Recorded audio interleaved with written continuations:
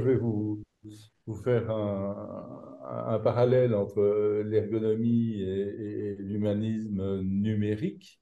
Parce qu'il y a quand même une convergence et énormément de points communs.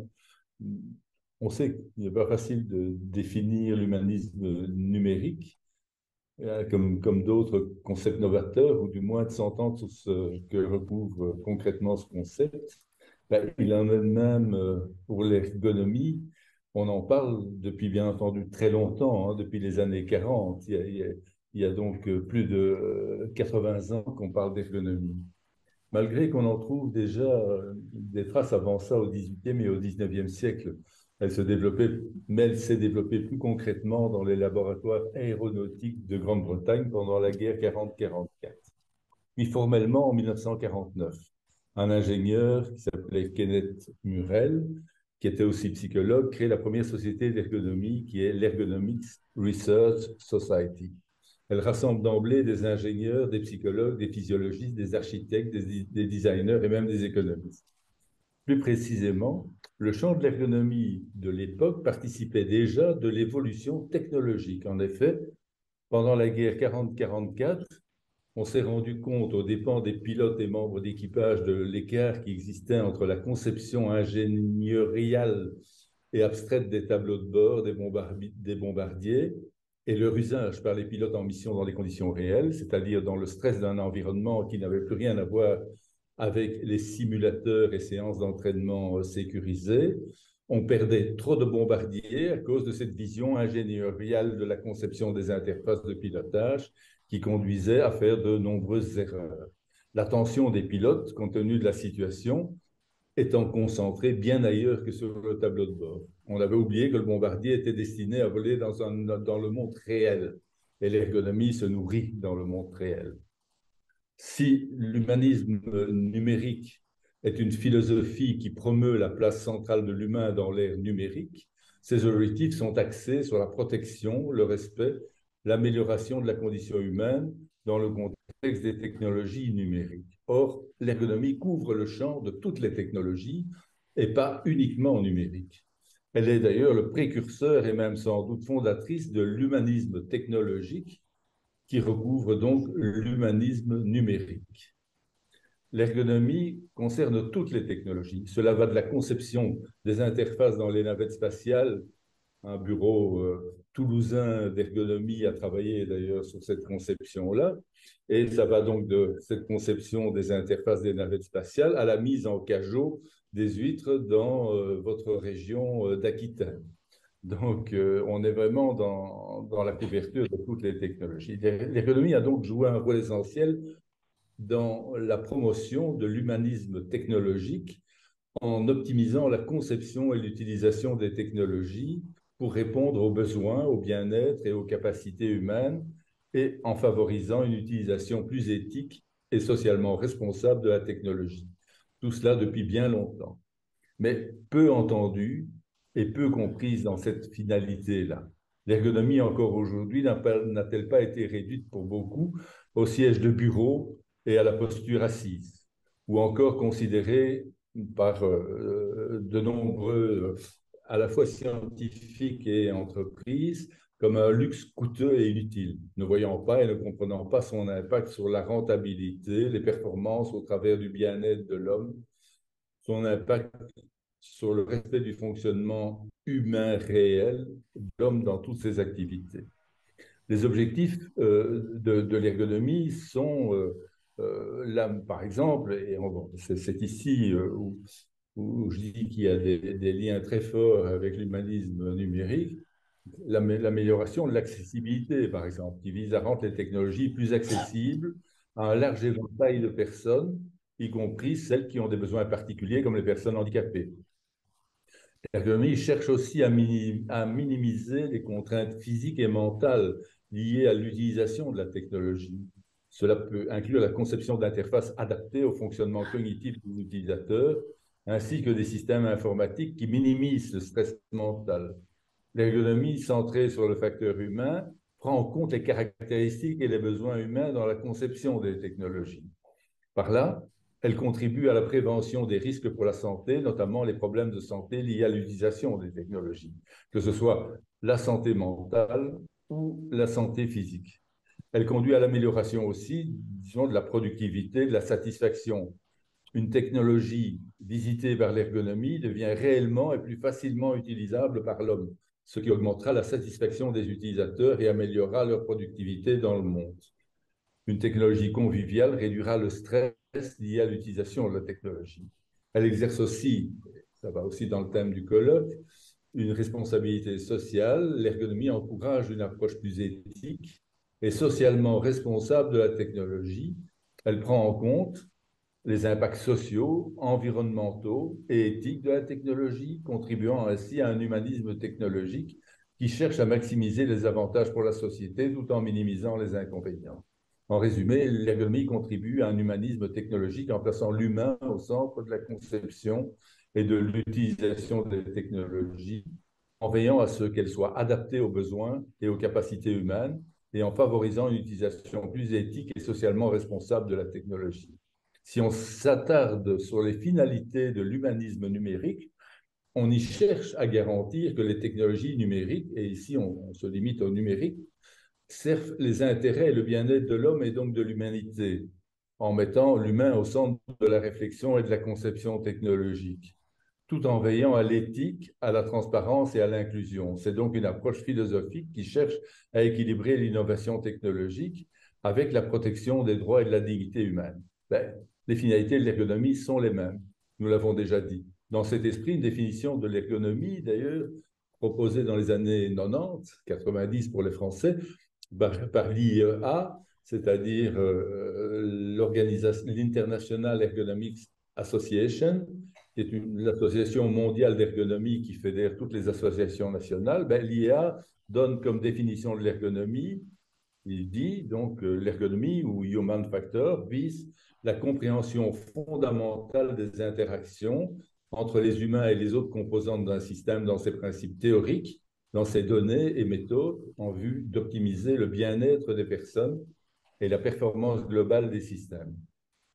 Pour l'ergonomie comme pour l'humanisme, l'humain et l'homme sont au centre des attentions. L'ergonomie et l'humanisme numérique sont deux domaines qui sont donc étroitement liés dans le contexte de la conception et de l'utilisation des technologies numériques.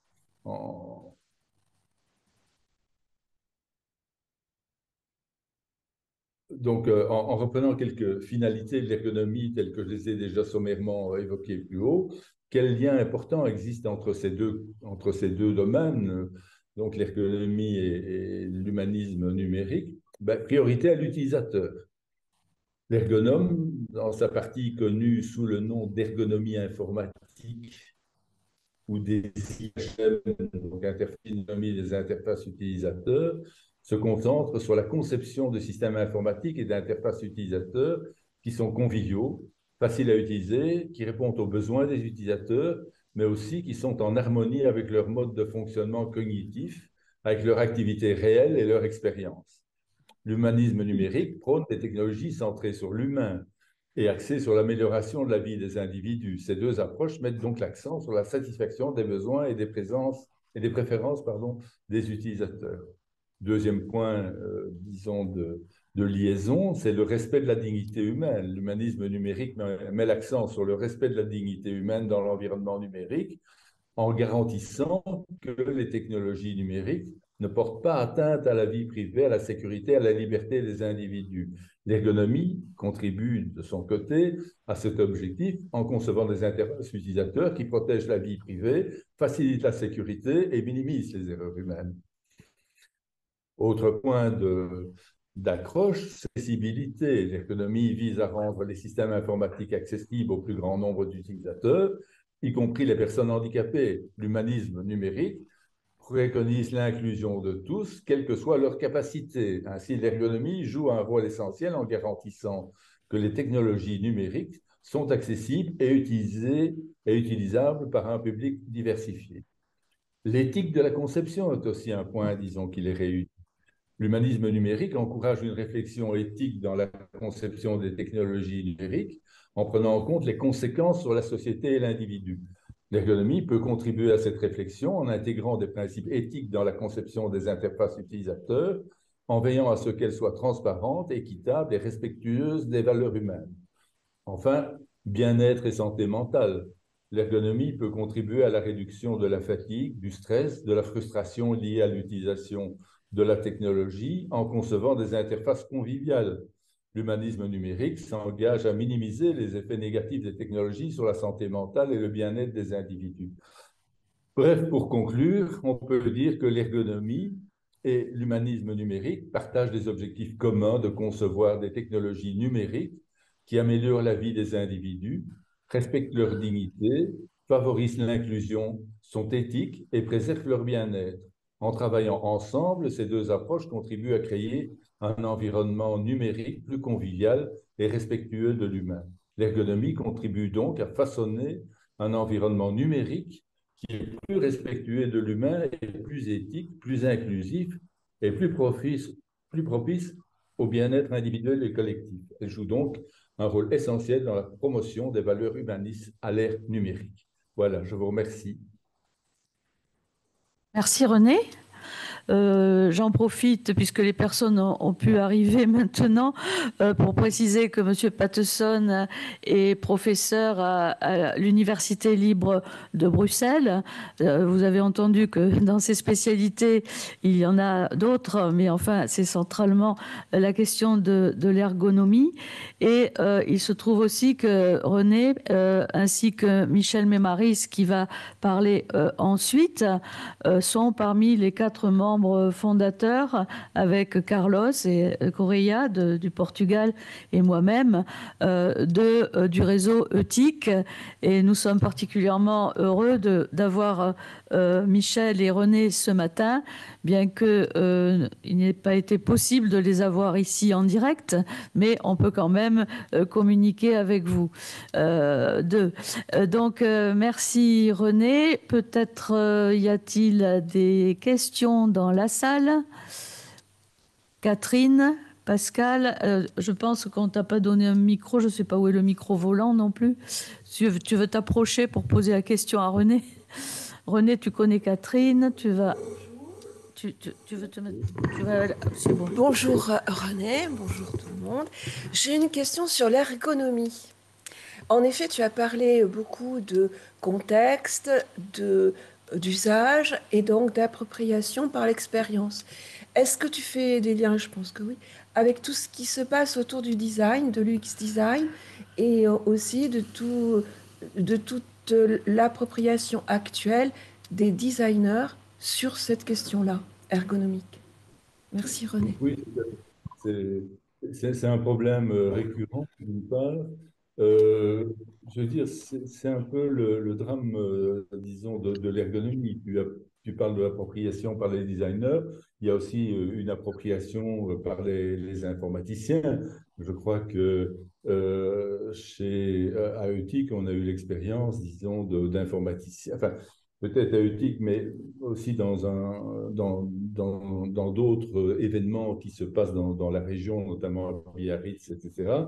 On voit très bien, disons, une appropriation par les informaticiens de l'ergonomie, pensant qu'avec un peu de bon sens, disons, principalement, et puis après avec quelques règles, hein, on peut faire une ergonomie qui soit une ergonomie efficace, etc. C'est pareil avec les designers. Je veux dire, il y a une composante, disons, dans la conception d'un certain nombre, disons, d'objets ergonomiques, que ce soit des objets virtuels ou des objets réels. Il y a effectivement, disons, d'autres disciplines qui doivent intervenir pour la conception elle-même. Moi, par exemple, j'ai participé en Belgique, disons, à la conception ce terminal n'existe plus, mais enfin d'un terminal informatique qui devait être placé chez les commerçants, de telle sorte que, avec une carte spéciale, à l'époque, c'était pas la carte bleue encore, mais une carte spéciale, disons, le commerçant donnait les instructions, disons, pour que le client puisse payer, le client payait. Bon, le système avait deux faces, par exemple, et tout ça, ça a été construit d'une certaine façon, disons, en se référant à l'expérience utilisateur, en allant voir comment se passaient les transactions, disons, dans les commerces, d'ailleurs dans une variété de commerces, comment se passaient, quels étaient les éléments essentiels de la transaction, qu'on a traduit, disons, en principe pour la conception du terminal. Et puis, ce sont les designers qui ont pris le relais, disons, et qui ont dessiné le terminal et qui l'ont finalisé. Mais les principes ergonomiques des interactions entre le commerçant et le client, disons, avaient été définis, disons, selon des méthodes ergonomiques. Je ne sais pas si ça répond à ta question. Est-ce que ça répond? Merci René. Oui, vous voulez vous approcher, s'il vous plaît? Il n'y a pas que les informaticiens. Attends, je termine. Il n'y a pas que les Oui. informaticiens et les designers qui s'approprient l'ergonomie. Hein, un peu, je veux dire, même presque un peu tout le monde se dit, ben, moi, je peux faire de l'ergonomie avec un peu de bon sens, j'y arrive. Quoi, hein, Merci René. Nous avons une autre question. Monsieur, vous allez nous dire qui vous êtes? Oui, bonjour tout le monde. Je me prénomme Willy. Je suis doctorant en 4e année de thèse en sciences de l'information et de la communication. Et donc ma question, c'est, je voulais bien entendre monsieur René sur aujourd'hui un sujet qui fait débat, en l'occurrence les IA. Donc je voulais savoir quel est le... IA. Qu'est-ce que... Intelligence artificielle? Oui.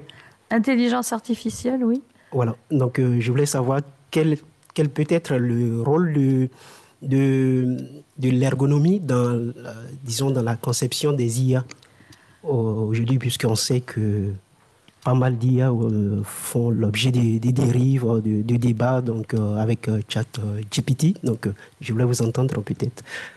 Juste une question de curiosité. Voilà. Qui m'a l'air une question qui demande un développement assez conséquent. Mais on laisse la parole à René. Merci. C'est-à-dire que, bon, je comprends très bien ce qu'il y a derrière votre question. C'est surtout le côté éthique des IA. C'est-à-dire l'usage qui peut en être fait, d'une part. Donc, c'est moins, disons, au niveau de la conception même, disons, de la production de l'IA que de son contenu, quoi. Donc, c'est vrai que les interfaces IA sont, entre guillemets, banales. Hein, si vous prenez ChatGPT, enfin, enfin, bon, ou son dérivé, bon, vous posez une question en français ou en anglais ou n'importe quoi, disons en texte libre, et puis il vous répond en texte libre. Bon, ça c'est un peu, disons, au niveau de l'interface, ce que l'ergonomie prônait il y a maintenant, disons, une bonne quarantaine d'années. Hein, on travaillait déjà avec le Lisp. Je ne sais pas si certains d'entre vous connaissent encore ou ont entendu parler du Lisp, qui était un langage normalement qui devait déjà conduire à un dialogue homme-machine en langue naturelle, disons. Ben, ici, l'IA, ben, vous parlez, enfin, vous posez des questions en langue naturelle, vous demandez de faire des développements en langue naturelle et il répond en langue naturelle. Donc, il y a une évolution sur ce plan-là. Maintenant, c'est sur le contenu, disons, que le problème, hein, est-ce que ça pose des problèmes éthiques? Est-ce que au niveau de l'usage, dans des situations où justement on met en question la vie privée, où on met en question, disons, certaines valeurs, enfin, où certaines valeurs peuvent être mises en question, etc. Je crois, comme a dit Lise, bon, ça demande beaucoup de développement. Mais il faut un peu scinder les deux aspects, hein, le contenu et puis l'usage, quoi. Ok, merci René. Moi, une question que je me posais, c'est par rapport à la question de l'anticipation, si on peut dire, étant donné que les développements techniques avancent très vite, étant donné que les conditions sociales, les conditions humaines également sont en mutation. Comment se positionne finalement l'ergonomie pour aller répondre non pas aux besoins de l'immédiateté, mais aux besoins de l'immédiatement à venir, quoi, dans les périodes où nous vivons. Il y a certainement une anticipation à faire pour pouvoir être en phase avec les besoins au moment où l'invention, ou la production, ou la conception du système arrive à éclore. Donc comment ça se passe? Mais il y a maintenant tout un courant de l'ergonomie, disons, qui se préoccupe effectivement, disons, des usages futurs. Euh, pour ceux qui ont assisté à de précédentes conférences ETIC, je rappelle qu'Éric Brangier, donc, qui est professeur à Metz, professeur d'ergonomie à Metz, était venu faire une conférence sur cette question-là. Le thème en ergonomie s'appelle l'ergonomie prospective. Donc, c'est l'ergonomie qui anticipe les usages, disons, mais les usages dans des conditions réelles. Okay. Donc, bon, bien sûr, il y a des techniques, il y a des méthodes. Si on veut expérimenter, on met des sujets dans des situations, disons, qui sont proches de ce que pourrait être l'usage futur, etc. Mais c'est tout un domaine, tout un volet de l'ergonomie actuelle et innovant, si je peux dire. Et merci beaucoup pour ton intervention.